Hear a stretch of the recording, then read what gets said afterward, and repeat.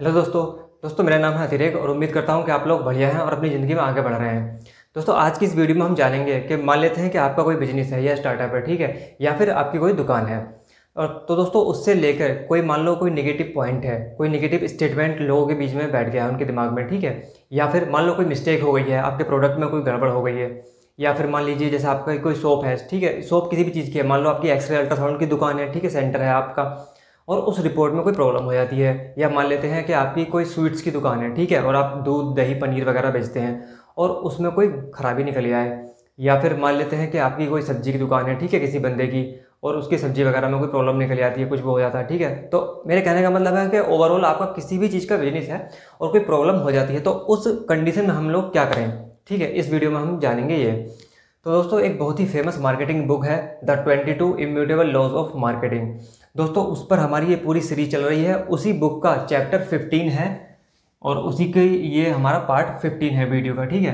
तो दोस्तों ये जो हमारा चैप्टर 15 है ये कहता है द लॉ ऑफ कैंडर, मतलब ईमानदारी का नियम, स्पष्टता का नियम। मतलब ऐसे समझिए आप कि जो है लोगों को वही दिखाना, वही बताना, ठीक है, कोई दिखावा नहीं, कुछ झूठ नहीं, जो रियलिटी है उसको एडमिट करना, ठीक है। दोस्तों एक एक एग्जांपल से समझते हैं, ठीक है। दोस्तों एविस एक कंपनी है, रेंट ए कार, मतलब कार किराए पर देने वाली कंपनी है ये, ठीक है। ये एग्जांपल दे रहा हूँ मैं आपको यूएस का, काफ़ी लंबे टाइम का। दोस्तों इसी फील्ड में एक कंपनी और थी, हर्टस, वो थी नंबर 1 पर। तो दोस्तों शुरुआत में एविस कंपनी अपने लीडर से कॉम्पीट करती रही, ठीक है, ये नंबर 2 पर थे, लोगों के दिमाग में भी ये बात थी और लोगों को पता था कि एविस जो है वो नंबर 1 पर नहीं है, लेकिन इन्होंने इस बात को एडमिट नहीं किया। तो दोस्तों बाद में एविस कंपनी ने इसी स्ट्रेटजी को द लॉ ऑफ कैंडर, मतलब ईमानदारी का नियम, जो आप हैं उस चीज़ को एडमिट करना, इस स्ट्रेटजी को अप्लाई किया, ठीक है। और इन्होंने अपना एक मार्केटिंग कैंपेन रन किया, क्या, वी आर नंबर 2, हाँ भाई हम नंबर 2 हैं। तो इन्होंने कहा कि भाई यूज़, मतलब कि हमारे साथ क्यों बिजनेस करना, हमें क्यों यूज़ करना, we are number 2 that's why we try harder, इसलिए हम अपनी बेस्ट कोशिश करते हैं। तो दोस्तों यही है हमारा लॉ, क्या, कि when you admit A negative, कि जब भी आप कोई नेगेटिव पॉइंट अपने बारे में एडमिट करते हैं, मतलब जो आप हैं आप उस चीज़ को एडमिट करते हैं। पर्सपेक्ट मतलब जो भी आपके कस्टमर हैं, क्लाइंट हैं, आप ऐसे समझ लीजिए, ठीक है, will give U A positive, तो लोगों की तरफ से, आपके कस्टमर की तरफ से आपको पॉजिटिव रेस्पॉन्स मिलता है।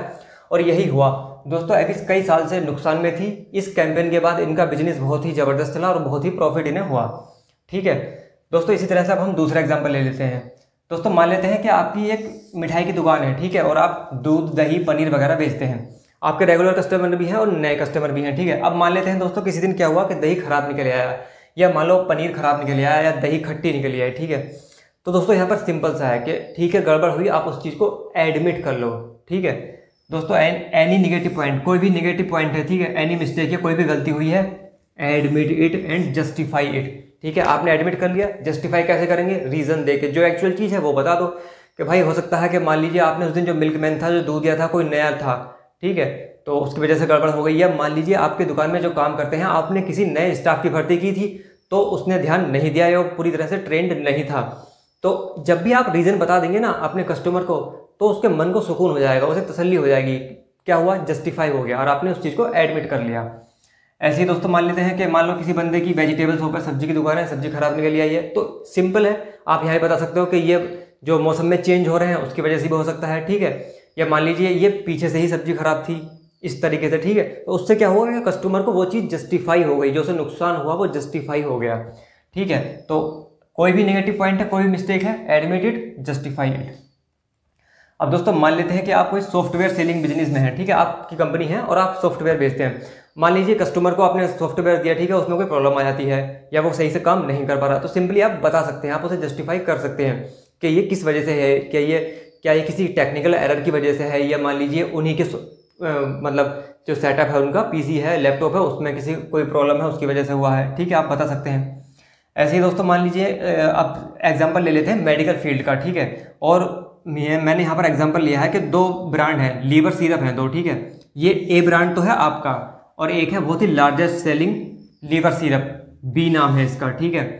तो दोस्तों इसका टेस्ट बहुत बढ़िया है और ये बहुत ज़्यादा बिकता है, ठीक है, और जो इंग्रेडिएंट है इन दोनों लीवर सिरप में वो ऑलमोस्ट सेम है, ठीक है, बस 1-2 चीज़ का डिफरेंस है, लेकिन आपके में शुगर नहीं है, ठीक है। तो ये ज़्यादा बिकता है, इसमें शुगर है, तो इसका टेस्ट बढ़िया है। तो यहाँ पर आप जो है कस्टमर को अपने जस्टिफाई कर सकते हो, आप उन्हें बता सकते हो कि हम भाई शुगर यूज़ नहीं करते, क्योंकि उसकी वजह से जो हर्ब्स हैं इसमें, उसकी जो उसकी जो इफेक्टिवनेस है, उसकी जो उपयोगिता है वो कम हो जाती है, तो इसलिए हम शुगर यूज़ नहीं करते। तो क्या होगा, वो चीज़ जस्टिफाई हो जाएगी, वो जो टेस्ट खराब है, वो उन्हें इतना बढ़िया नहीं लग रहा, वो जस्टिफाई हो जाएगा वो चीज़, ठीक है। दोस्तों इस मार्केटिंग स्ट्रेटजी को आप इस तरीके से भी समझ सकते हैं कि यदि आप अपने बारे में, ठीक है, या अपने प्रोडक्ट या अपनी दुकान के बारे में कोई पॉजिटिव स्टेटमेंट या फिर कोई अच्छी बात कहते हैं, तो उस पर कोई यकीन नहीं करेगा। क्यों? क्योंकि दोस्तों आपको हमेशा you need to prove a positive statement, ठीक है, कोई उस पर यकीन नहीं करता। लेकिन वहीं कंपैरेटिवली यदि आपके बारे में कोई और बंदा या कोई भी किसी भी तरह से कोई गलत बात, ठीक है, कोई अफवाह आपके बारे में उड़ती है या आपके प्रोडक्ट के बारे में उड़ती है, ठीक है, कि आप गलत चीज़ों में इन्वॉल्व हैं, तो ऐसी नेगेटिव चीज़ें तुरंत एक्सेप्ट कर ली जाती हैं लोगों के द्वारा। कोई भी नेगेटिव स्टेटमेंट है, you don't need to prove it, आपको इसे साबित करने की जरूरत ही नहीं पड़ेगी, लोग तुरंत यकीन कर लेंगे उस गलत चीज़ के बारे में, और ना सिर्फ यकीन कर लेंगे बल्कि उसे स्प्रेड करना भी शुरू कर देंगे, उसे फैलाना शुरू कर देंगे। दोस्तों ऐसे ही एक और बहुत ही इंपॉर्टेंट पॉइंट है, you can't change a mind. दोस्तों एक बार लोगों के दिमाग में, उनके माइंड में कोई बात बैठ गई, ठीक है, तो उसे आप चेंज नहीं कर सकते। इसे मैं आपको समझाता हूँ वही एविस और हर्टज कंपनी वाले एग्जाम्पल से। दोस्तों सभी लोगों को पता था, सभी लोगों के दिमाग में एक बात थी कि भाई हर्टज जो कंपनी है, अगर आपको कार रेंट पर लेनी है तो उसके लिए नंबर 1 कंपनी कौन है? हर्टज, ठीक है। तो आपको लोगों के दिमाग में जो बात बैठी हुई है, जो आइडिया उनके दिमाग में इम्प्लांट है, उसे चेंज नहीं करना, उसी से रिलेट करते हुए आपको अपनी बात, आपको अपना मैसेज और अपनी इमेज बिल्ड करनी है। तो एविस ने यही किया था। क्या? कि भाई नंबर 1 पे ये है हर्टज, ठीक है, हम नहीं कह रहे कि हमें नंबर 1 पर, लेकिन हम नंबर 2 हैं। तो लोगों को तुरंत यकीन हो गया। और ऊपर से सबसे बड़ी बात थी कि कभी भी कोई नेगेटिव चीज़ अपने बारे में एडमिट करता नहीं, तो जैसे ही आप नेगेटिव बात, ठीक है, कोई इस तरह का स्टेटमेंट, अपने बारे में कोई प्रॉब्लम है या कोई गलती थी और आप तुरंत एडमिट करते हैं, तो लोगों का एकदम से रेस्पॉन्स बहुत ही अच्छा मिलता है। दोस्तों ऐसे ही एक और बहुत फेमस ब्रांड का एग्जांपल मैं आपको देता हूँ। दोस्तों लिस्टरीन का नाम तो आपने सुना ही होगा, और यूज़ भी क्या होगा, माउथ वॉश के लिए। तो दोस्तों लिस्टरीन का जो टेस्ट है वो अच्छा नहीं रहा है, ठीक है, आपने यूज़ किया होगा, आपको पता होगा। तो दोस्तों स्कोप एक ब्रांड है, ठीक है, ये भी माउथ वॉश के लिए है। तो ये माउथ वॉश मार्केट में एंटर करता है, ठीक है, और ये अपनी पोजिशनिंग करता है लिस्टरीन के अगेंस्ट, ठीक है, और ये लेकर आता है गुड टेस्टिंग माउथ वॉश, एक बहुत अच्छे टेस्ट वाला माउथ वॉश ये लेकर आता है, ठीक है। तो दोस्तों यहाँ पे फिर लिस्टरीन के लिए प्रॉब्लम क्रिएट होती है, ठीक है। दोस्तों लिस्टरीन जो ब्रांड है वो इसी स्ट्रेटजी को, द लॉ ऑफ कैंडर, ईमानदारी का नियम, ठीक है, इसी को वो यूज़ करता है। कैसे? लिस्टरीन अपना ऐड निकालते हैं, ठीक है, अपना मार्केटिंग कैंपेन शुरू करते हैं और ये कहते हैं the taste you hate twice a day. भाई जिस टेस्ट से आप घृणा करते हैं, जो आपको पसंद नहीं है ना, उसे दिन में 2 बार करो। दोस्तों इस चीज़ का मतलब क्या हुआ? एक नेगेटिव पॉइंट था, ठीक है, कि हाँ लिस्टरीन का टेस्ट अच्छा नहीं है, लेकिन लिस्टरीन ने उसी नेगेटिव पॉइंट को एक बेनिफिट के साथ जोड़ दिया। उस चीज़ को एक तो एडमिट किया और उसे जस्टिफाई कर दिया रीज़न देके। तो दोस्तों उससे हुआ क्या, लोगों के दिमाग में एक बात बैठ गई कि भाई इसका टेस्ट इतना ज़्यादा बेकार है, कि इसका टेस्ट तो कीटनाशक की तरह बहुत बुरा है। इसका ये ज़्यादा जर्म्स मारेगा हमारे मुंह में, ये ज़्यादा बैक्टीरिया, ज़्यादा कीटाणु मारेगा।